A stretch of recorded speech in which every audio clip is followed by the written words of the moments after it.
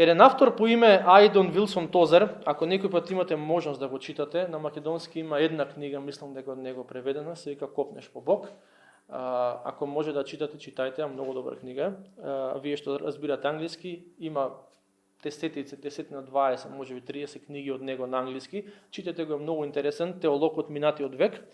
Го има напишано следново, покрај многуте работи кои што ги има напишано, напишал вака. Го цитирам. Покажи ми поединец или заедница кои се посветени на духовен напредок со Господ, заинтересирани за тоа што Библијата го вели за духовното совршенство и духовните победи, и јас ќе ти покажам место каде има силна и непосредна опозиција од страна на ѓаволот. Со други зборови, покажи ми човек кој што тргнал по Божиот пат, и јас ќе ти покажам човек кој што сигурно ќе се соочи со отпорот на сатаната. И кога денеска ќе ги читаме стиховите кои што ги читаме, всушност овој цитат е на некој начин добра основа за тоа што денеска ќе го читаме во книгата Неемија. Човекот по име Неемија доби желба во неговото срце, доби поттик од Бог да отиде пред околу 2000 години да ги издзида срушените ѕидови околу градот Ерусалим. Бог му отвори врата тоа да го направи и кога дојде кај народот, кога го охрабри народот да го направи, да почне да гради, народот почна да гради, за тоа размислувавме на 4. Почна народот да гради и одеднаш сега доаѓаме до стихови каде што ни се соочуваат со првата малку посериозна опозиција и отпор на тој нивни потфат. Градењето на градот Ерусалим или ѕидовите, обновата на ѕидовите околу Ерусалим во тоа време беше Божја волја. Бог сакаше тоа да се заврши. И кога народот одлучи да се зафати со тоа што Бог сака да го направи во Ерусалим, сатаната почна да врши опозиција, почна да врши отпор. И тоа го правеше преку луѓето наоколу. И оваа книга, покрај другото, не учи дека почетокот на оваа книга, всушност, на книгата Неемија, не учи дека гревовите или дека гревот секогаш ќе резултира со рушевини. Во тој контекст за Неемија зборуваме за буквални рушевини околу градот Ерусалим, ама факт е дека народот живееше и во духовни и во морални рушевини. Зошто? Поради гревот. Значи оваа книга не соочува со таа реалност. Гревот ќе резултира со рушевини. И затоа пред да направи човек некаква глупост, добро е да се преиспита неколку пати, не само какво чувство ќе ми предизвика овој грев или овој порок или тоа што ќе го направам, туку кои се последиците. Не само сега дали ќе ми биде убаво, туку што е после саат време, што е утре, што е задутре, што е за една година, што е за 5 години и така натаму. Тоа е првата реалност со која што не се очува оваа книга. Втората е дека тоа што гревот го има уништено, Бог сака да го обнови. Има некои работи кои што гревот ги има уништено и нема да бидат обновени тука на земјата. И да се бидеме реални во однос на тоа. Ние зборуваме недели наназад дека Бог сака да го обнови тоа што е срушено во нашите животи, ама некои нешта се непоправливи. Тоа е тоа. Пример. Човек кој што е зависник од дрога. Може би да дојде до точка кој што ќе му отсечат ногата, за да му го спасат животот. Ако таа личност поверува во Господ, дали Господ ќе направи нога да и никне на таа личност? Ја не сум запознал случај. Ако има таков, кажете, баш би сакал да го видам тој случај. Може би ќе си го носи тој инвалидитет до крајот на животот. Во вечноста ќе биде обновено. Ама тука, некои последици Бог по неговата милост ќе дозволи да ги трпиме, за да сватиме до кај не довел гревот и следниот пат кога ќе бидеме во искушение да си ја чукнеме малце главата и да речеме не, глеј каква последица имамо тоа што го направив. Сам може би кажам некој екстремен пример, ама секој грев може да води кон екстремни примери. Значи Бог сака да го обнови тоа што гревот го срушил. Во најмала рака, ако не тука, во вечноста сигурно.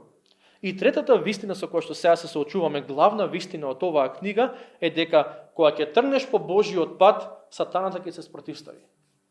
Ќе се соочиш со сериозни искушенија да дигнеш раце и да речеш ова е премногу тешко, ова не е за мене. И во Неемија глава 3, стихови 33 до 35, или во вашиот превод глава 4, стих 1 до 3, се вели вака. Значи, луѓето почнаа да градат јудејците и веќе има некаков напредок. И вели вака, кога се навалат, слушна дека ги дзидаме дзидовите, се налути и додеваше многу и се подигруваше со јудејците. Изборуваше пред браќата своји и пред самаријанските војни луѓе велејки: што прават тие проклети јудејци? Зар ќе им го дозвола тоа? Зар тие ќе принесат жртви? Зар ќе завршат некогаш? Зар ќе ги оживеат камењата од купиштата прав и притоа изгорени? А до него Товија, амонецот, рече: нека го дзидаат, ќе мине лисицата и ќе ги срине камените дзидови нивни. Толку за денеска. Ова се стиховите на кои што сакам да размислуваме. Пред да почнеме со обработка на текстот, сакам да напоминам едно многу важно нешто. Денеска размислуваме на тема, ако може тема, мислам насловот или темата ќе биде духовна опозиција или духовно војување.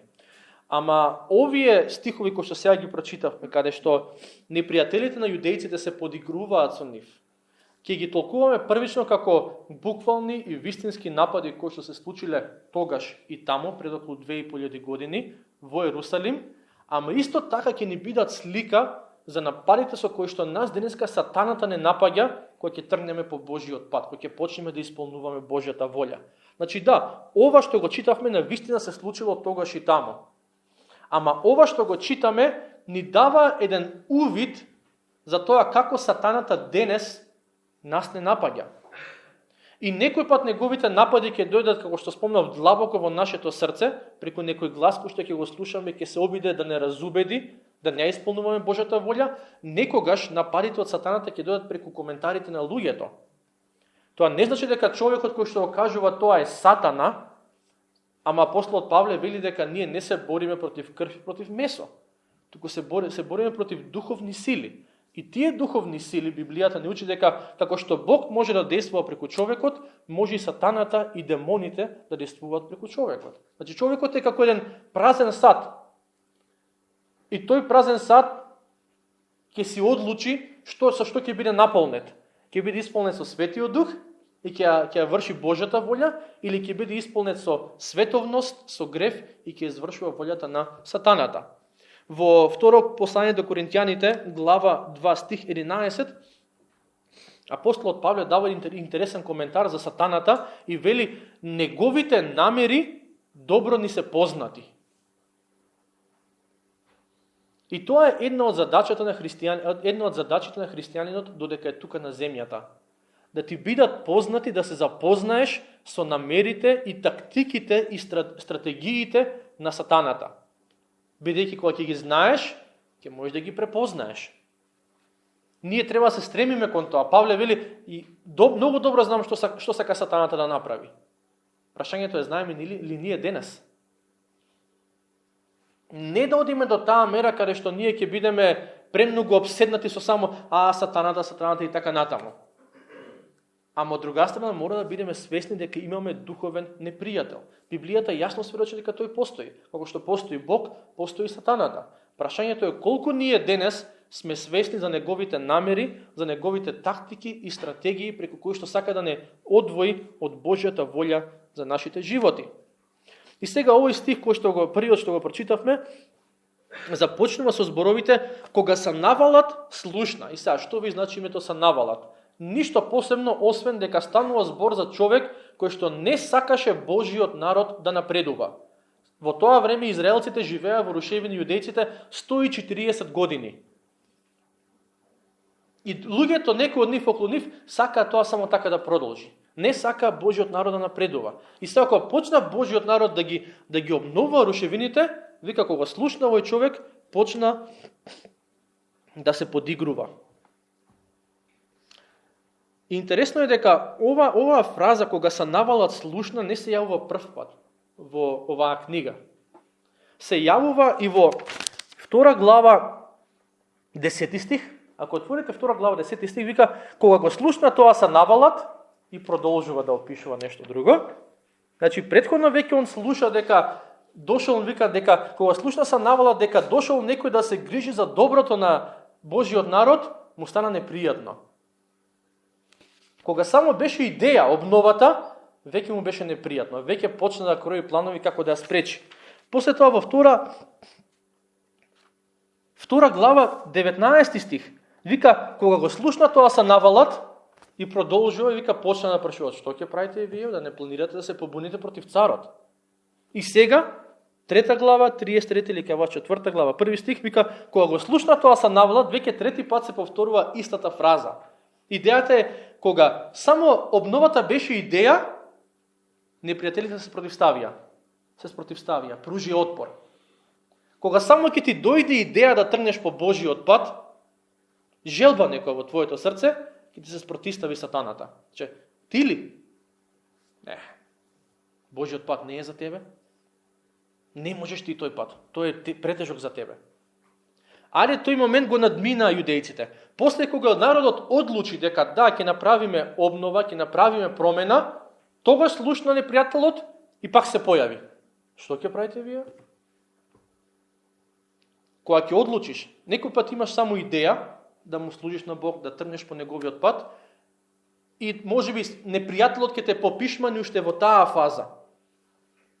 Ама ако не го стори тоа, кога ќе дојде моментот на одлука ти да речеш јас тргнувам по овој пат и што сака нека биде, ќе ти рече повторно ќе те нападне.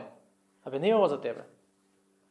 Го надмина јудејците и тој момент и сега кога веќе почнаа да градат, повторно ги нападна. Значи нема мира од него.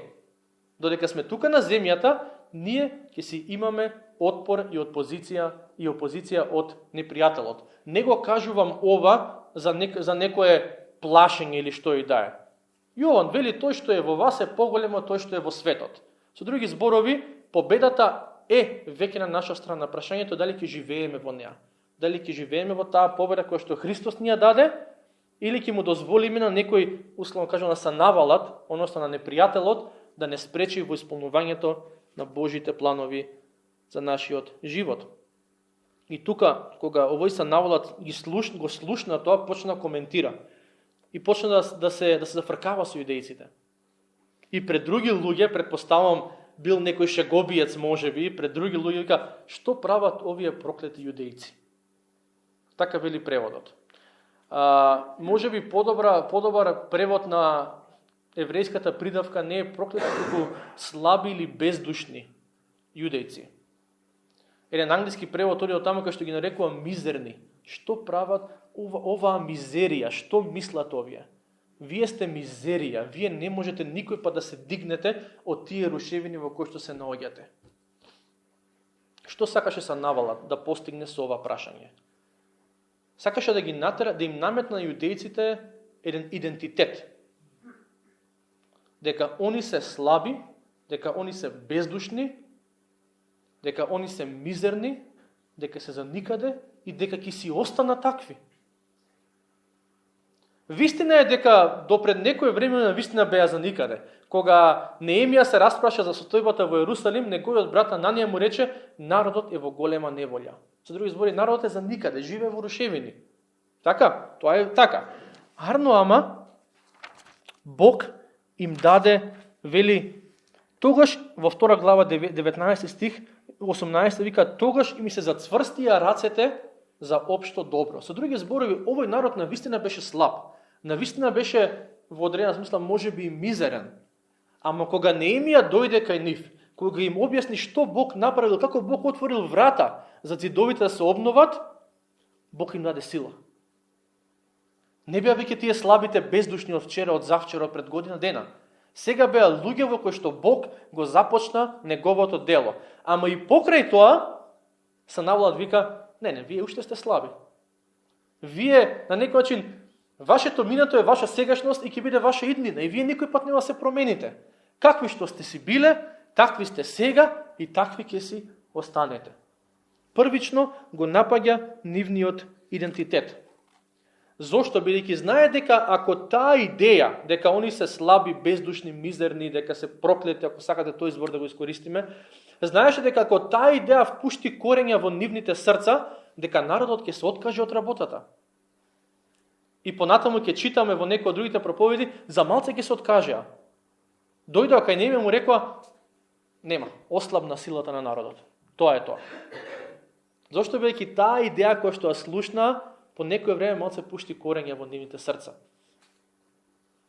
И јас сум сигурен дека кога кога ќе одлучиме да направиме некаква промена во нашите животи, која што е поттикната од Бог, која што е благословена од Бог, можете да бидете сигурни дека многу наскоро ќе дојде сатаната со обид да ви наметне идентитет спротивно од тоа што Бог сака да го направи во вашиот живот, за да го спречи Божјото дело.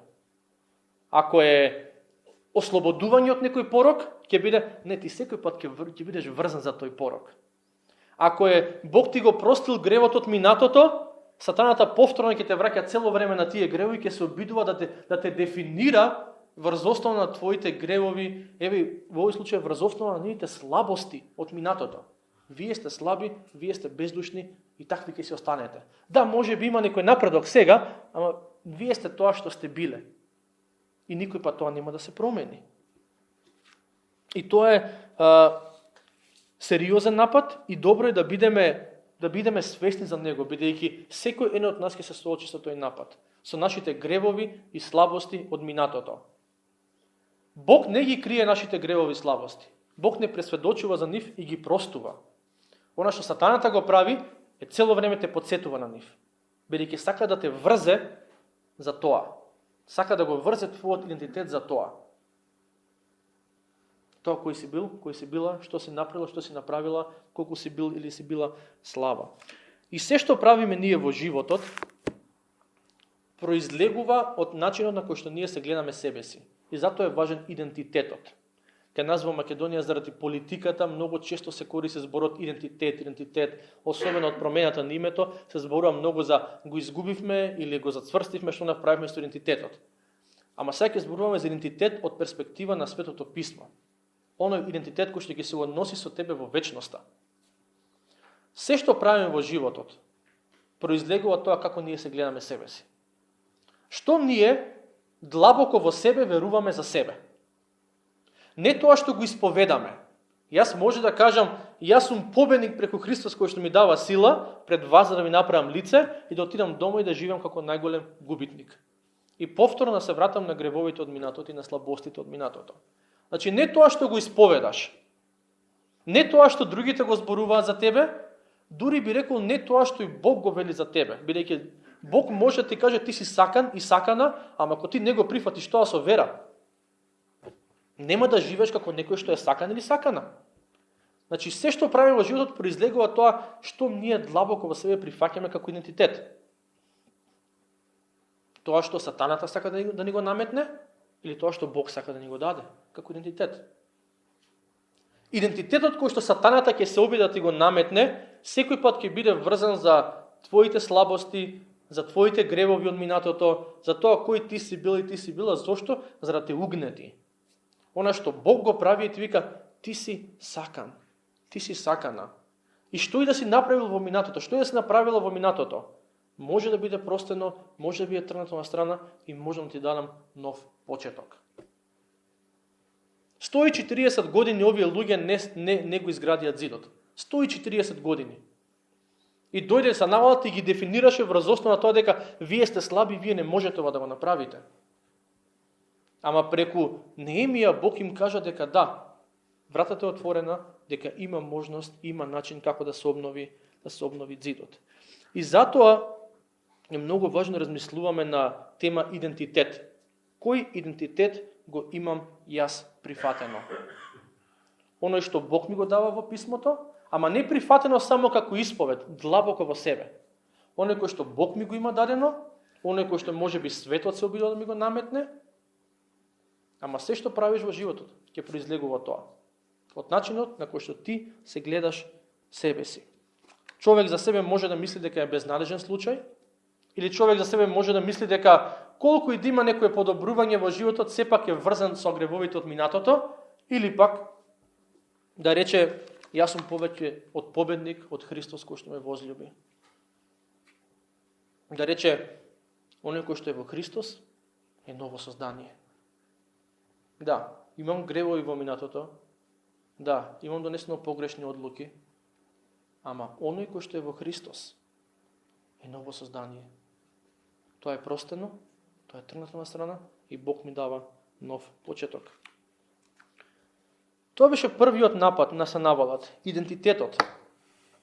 Вториот напад, барем оној втор кој што ќе го спомнеме тука, може би ги има повеќе, беше насочен кон обемот на работата. Неговото прашање вика, зарем ќе завршат некогаш? И нагласокот во ова прашање на зборот некогаш. Он ги гледа јудејците како почнуваат да работат и вика, а овој да не планираат некој пат да завршат. Ова е премногу работа за нив. И стварно, ако гледате, спомнав пред некоја проповед, дека ако видите колкав бил ѕидот околу Ерусалим, значи барем 1 до 2 километри должина ѕид бил срушен, ама не е ѕид како овие овдека што ги имаме. Ѕид кој што е минимум 2 до 3 метри дебел. Ѕид кој што е минимум 7 до 8 метри висок. И километар до 2 срушен. Че стварно имало многу работа. Ама оно што са навалат сака да го направи, рече, вие имате толку многу работа што може би е подобро и да не почнувате, бидејќи многу работа е ова. Не, кога ќе завршите? И некој пат сатаната кога ќе си го погледне животот и може би ќе речеш треба ова да го средам, тоа да го средам, тоа да го средам, тоа да го средам, ќе ти рече да би многу работа е тоа. Треба тој однос да го средам, треба финансиите, треба здравието, треба 1 2 3 4, ќе ти рече сатаната ќе ти рече, знаеш што? Не ни почнувај. Не ни почнувај. Зошто? Многу работа има. Од кај ќе почнеш? Почни од било каде. Немој да дозволуваш обемот на работата да те пишмане, да те натера да дигнеш раци и да речеш не, ова не е за мене. А факт е дека некои срушени ѕидови во нашите животи навистина ќе им треба долго време да се оправат. Тоа е факт. Библијата не ветува целосна промена преку ноќ. Некој пат може би ќе има, Бог во неговата милост ќе даде. Ама некои срушени ѕидови, обновата на некои срушени дзидови ќе трае. Кога има брак кој што треба да се обнови, тоа може да трае. Се разбира. Ќе се обнови ако двајцата се вклучени. Ако само еден се обидува да обновува, џабе, нема ништо од тоа. Ама кога има еден брак кој што треба да се возобнови, кога двајцата треба да тренат по Божјата волја, ќе има моменти, ќе има денови каде што работи кои што треба да се надминат, проблеми кои што треба да се средат и така натаму. Значи, може да е обемна работата. Некој пат ќе биде нарушен меѓусебен однос. Си е изгубил довербата на таа друга личност. Ќе треба некој пат недели, месеци, некој пат може би години, додека таа личност да одлучи дека ти сега заслужуваш повторно да имаш нејзината доверба. Некој пат срушените ѕидови ќе биде здравието ќе биде срушен ѕид. Кога добиеш дијагнозата, ќе се прашаш од кај да почнеш да го средуваш тоа.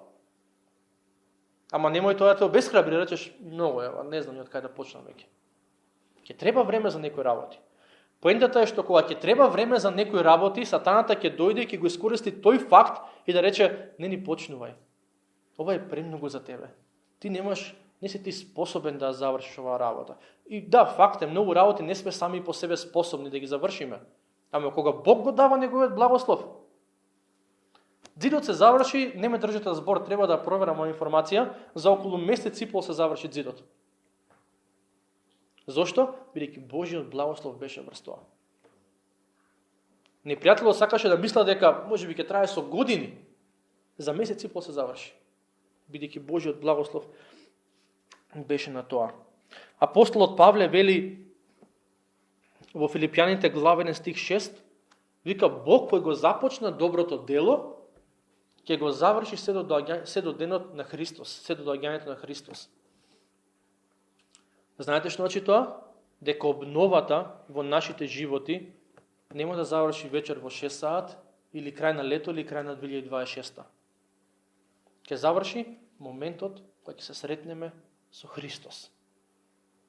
Океј, за некој се надам не, ама за некои луѓе тоа ќе биде вечер, за некој ќе биде летово, за некој ќе биде крај на 2026. Ама се додека сме тука на земјата, Бог има работа врз нас. Ќе поправи еден срушен ѕид, заради нашиот грев, заради нашата несовршеност, ќе се отвори дупка на друго место. Па ќе поправи таму, па ќе се отвори дупка на трето место, па ќе поправи таму, ама Бог не дига раце од нас. Проблемот е што често тоа што се случува е дека луѓето сами од себе дигаат раце. и вика тоа е премногу за мене. Бог не дига раце од нас. И наместо да не плаши обемот на работата што Бог има да заврши врз нас, треба да не радува. Кога имаме некои луѓе во нашите животи кои што малце сме им проблематични и си го вртат грбот и си одат. Бог не е таков. Бог не е како тие кои што викаат не можам јас со тебе се справувам веќе. Колку и да има потреба за обнова, Бог ќе работи на нас и наместо да се обесхрабриме од леле колку многу работа има, треба да речеме Господе, фала ти што си трпелив кон мене. Фала ти што иако има километри и километри срушени ѕидови за обнова, фала ти што имам толку и гребови и слабости и сето тоа, ти не дигаш раце од мене.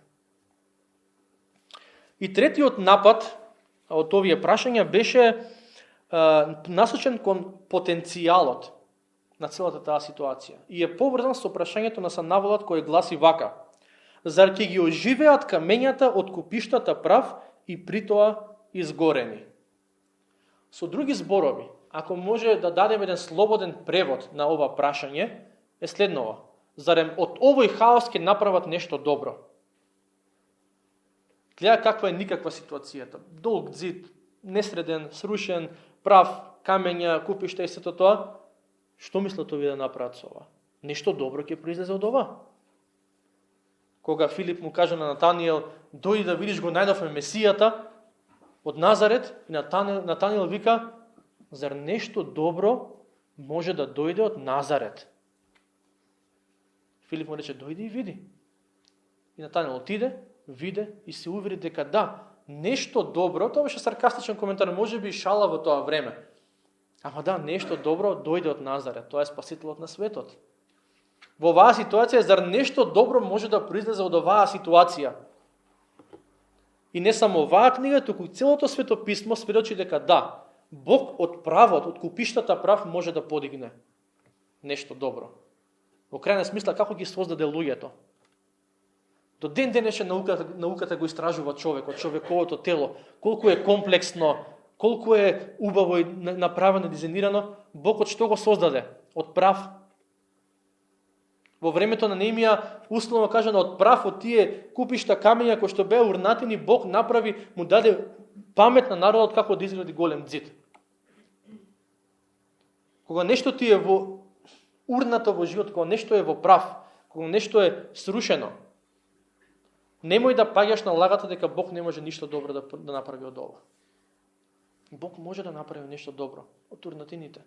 Само прашањето е дали ние ќе му дозволиме.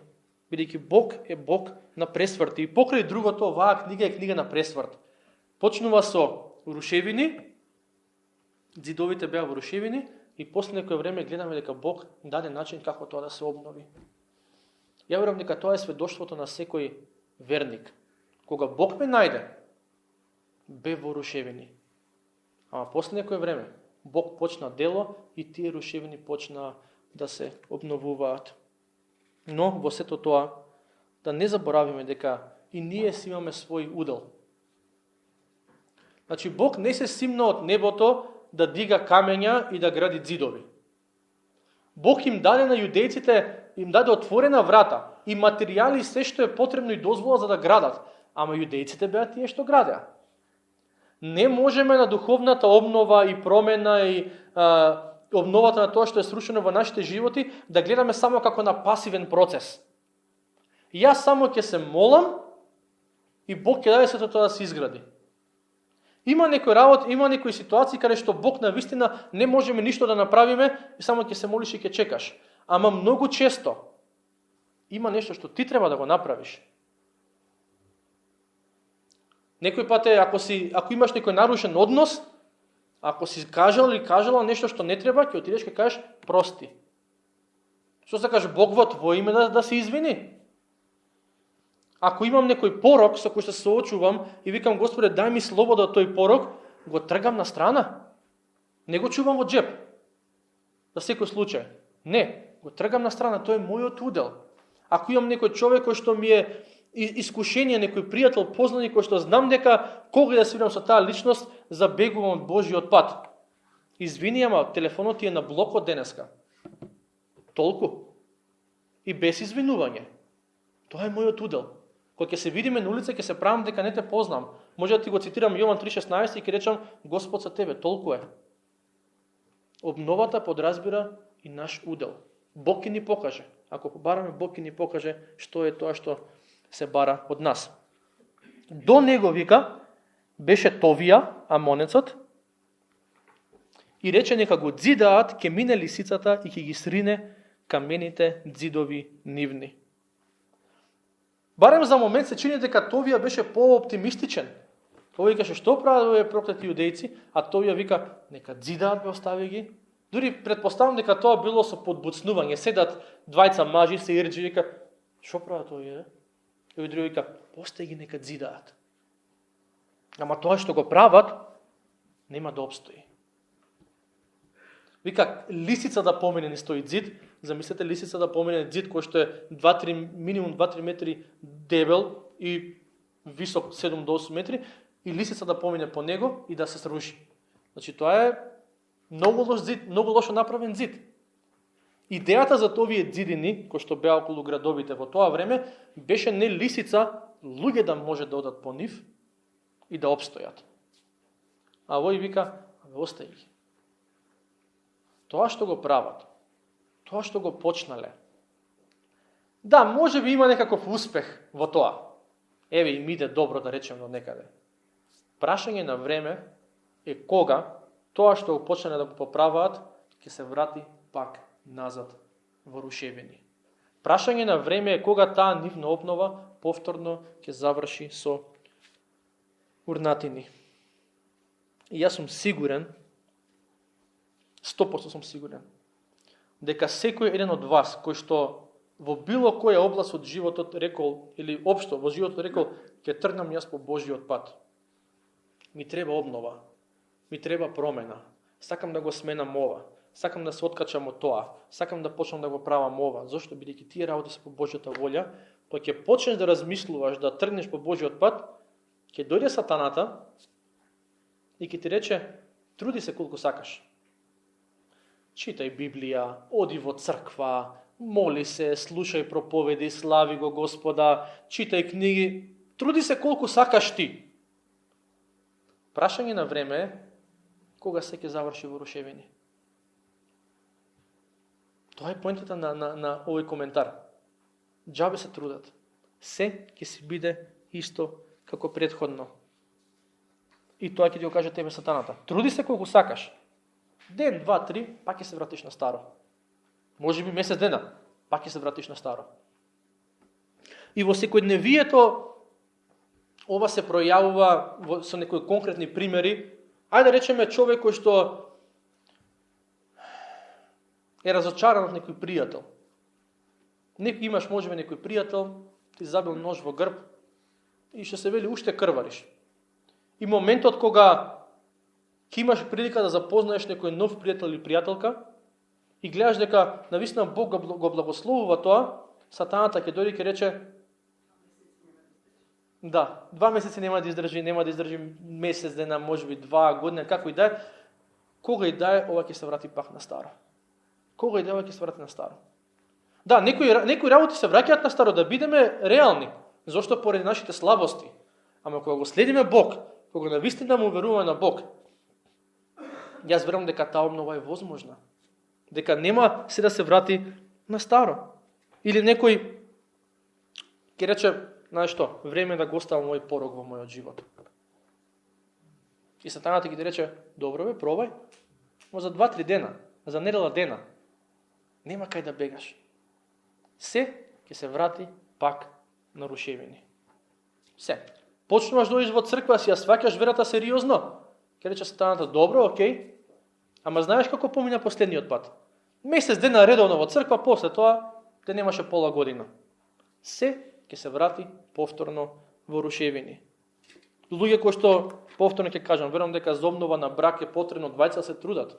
Ама кога ќе се потрудат двајца да го обноват својот брак, испадне се сеќавате како помина минатиот пат, се заврши во рушевини. Јас знам дека пред да почнам да излегувам со Нена, имав некои неуспешни врски во мојот живот. И кога почнавме да излегуваме со Нена, И кога почна да оди работата на добро, се зближуваме се повеќе и повеќе, знаете кој беше ова? Пак ќе заврши исто како со другите. Прашање на време, да, може би ова врска ти трае малце подолго од другите, ама се ќе се врати повторно на исто. Некои луѓе се соочуваат со... Само што те зборевме. Да. Некои луѓе се соочуваат со она искушение на... си му верувал на Бог и си имал некои можеби погрешни очекувања од Бог и си се разочарал од верата во Бог.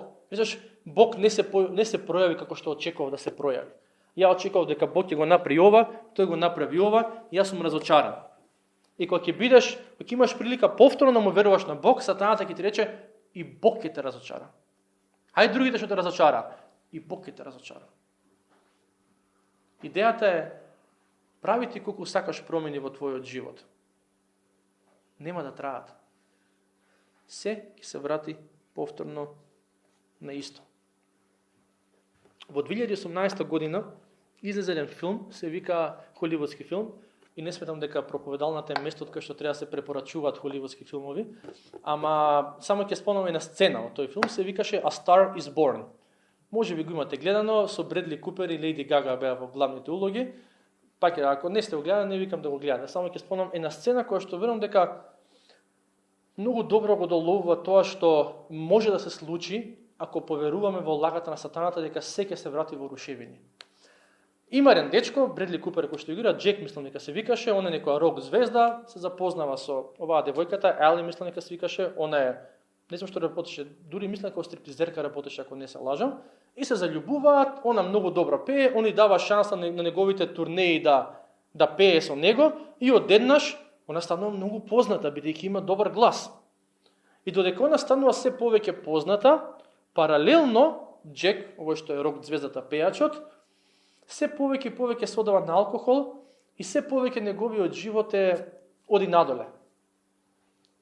Неговата девојка, вереница, после некој време беше, неја кариерата оди нагоре, него се моди се повеќе надоле, моди зошто поради пороците. И доаѓа момент кај што навистина ја срами во јавноста, има многу испади и он доаѓа момент кај што он тргнува на рехабилитација. Трга на страна и кариера, трга на страна и неговата вереница, она си прави турнеи, си пее, така натаму и расте популарноста, иде во центар за рехабилитација. И во тој центар за рехабилитација малку по малку се откажува тој порок. Веќе некој период он веќе не пие алкохол, малку потрезвено размислува, посвесно размислува. И доаѓа на момент, ова е сцената која што не интересира за целта на оваа проповед. Доаѓа на момент кога менаџерот на неговата вереница, може веќе сопруга му беше, не се сеќавам, ама нејзиниот менаџер доаѓа на посета во центарот за рехабилитација.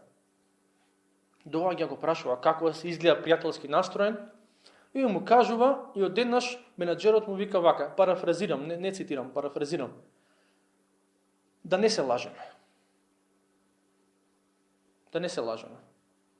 Знам дека ти оди подобро, викаш дека ти е подобро, ама кога тогаш ти пак ќе се вратиш на тој порок. Сега ти е добро, ќе излезеш надвор, ќе се вратиш на тој порок. Нејзината кариера расте и кога повторно ќе се вратиш на тој порок, јас не сакам да бидеш блиску до неа. Зошто? Бидејќи ќе уништиш кариерата. И си оди. И знаете како завршува тој филм? Човекот се беси, Джек. Зошто? Бидејќи поверува дека колку и да се труди, колку и да напредува, колку и да има промена во неговиот живот, се ќе се врати во рушевини. И кога гледав тој филм, си викам, колку ли животи се изгубени, затоа што луѓето поверувале дека колку и да се трудат, на крај се ќе заврши во рушевини. Колку ли битки ние христијаните ги имаме изгубено? Затоа што сме поверувале во лагата, дека колку и да се трудиш, на крај се ќе заврши во рушевини. Тоа е тоа што Товија сакаше да го веруваат јудејците. Тоа е тоа што сатаната сака ти да го веруваш за себе. Океј, добро, ти оди. Ама до кога? И одговорите додека го следам Божиот пат. Во одредена смисла додека јас одлучам да не ми оди добро. До кога? До тогаш додека го следиме Божиот пат. И се наде она што сакаше овие да го веруваат, јудејците да го веруваат, е дека дури ни Бог не може да им помогне. И тоа е лага во која што и ние христијаните некој пат веруваме. Ова е премногу тешко за Бог. Да, Бог може да ме спаси, Бог може да ме ослободи од вечните последици на гревот, ама од овој грев кој што сега сум врзан во него, не. Са никој нема да го каже тоа вака, на глас, ама длабоко во себе си велиме, кој знае дали ова може да се промени. Да, може да се промени. Товија рече, ќе помине лисица и ќе се срушат тие ѕидови. И кога се завршија ѕидовите околу градот Ерусалим, 2 хора на пејачи одеа по нив и го славеа Господа и не се срушија. Јудејците има искушение да се откажат додека ги обновуваат тие ѕидови. Ама ако не се откажеме кога Бог ќе почне обновата, ќе видиме дека тоа што Бог почнал да го обновува ќе обстои. Дека нема лисици да ги срушат ѕидовите, туку и искушенија кои ќе дојдат, повторно ќе обстојат. И не само тоа, туку тоа за кое што непријателот велеше, ова нема да обстои, не само што обстои, туку беше за слава на Господ. Луѓе одеа по него, го славеа Господ за таа обнова. Јас верувам дека кога ќе му дозволиме на Бог да почне обнова во нашиот живот, на тоа што Бог вели, ова му е време сега да се обнови, ако стварно сме истрени во таа обнова, не само што ќе обстои, туку ќе биде за слава на Бог. Ќе биде за благослов на луѓето околу нас. И знаете, зборуваме за тоа како сатаната не напаѓа и го напоминав тоа на почетокот и ќе го напоминам сега, не е ова за сега ние да се плашиме нешто, туку за да бидеме свесни зашто Павле вели за неговите намери. Или во некој пословоден превод за тоа што тој сака да го постигне во нашите животи. Сатаната е свесен за една работа, тоа е дека не може на сила да го прекине Божјото дело во нас. Не може. Не му е даден таков авторитет. Единствената задача која што тој има е да ни посади некои лаги во нашите срца. И ако ние поверуваме во тие лаги, ние сами ќе го абортираме процесот на обнова. Сатаната не го зема плодот да ја даде на Ева, на сила да ја даде да јаде. Не, само рече, ако каснеш од овој плод, еве што ќе се случи. Со други зборови, ако ти го направиш ова, еве кои се последиците. Истото го прави со нас. Не може на сила да го спречи Божјото дело во тебе. Може само да ти сади некои идеи, ако ти си доволно наивен или наивна, или да не кажам безум, да не искористам зборот на Г што почнува, ама ако сме доволно безумни, ние самите ќе се откажеме. Не треба. Не може. Не е за мене. Оваа обнова долго трае. Овој греф не можам да го оставам, тој греф не можам да го простам, тоа не можам да го променам, премногу работа. Ама Бог ни дал победа. Тоа да не го заборавиме. Дека кога Бог почнува дело во твојот живот, рачунај дека го имаш неговиот благослов.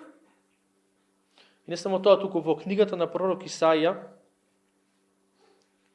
глава 54 стих 17, еве што Бог им ветува на израелците во тоа време, ама верувам дека ова ветување и за нас денес. Имајте го, јас би рекол, научете си го на памет овој стих, ќе ви треба. Исаја 54 стих 17.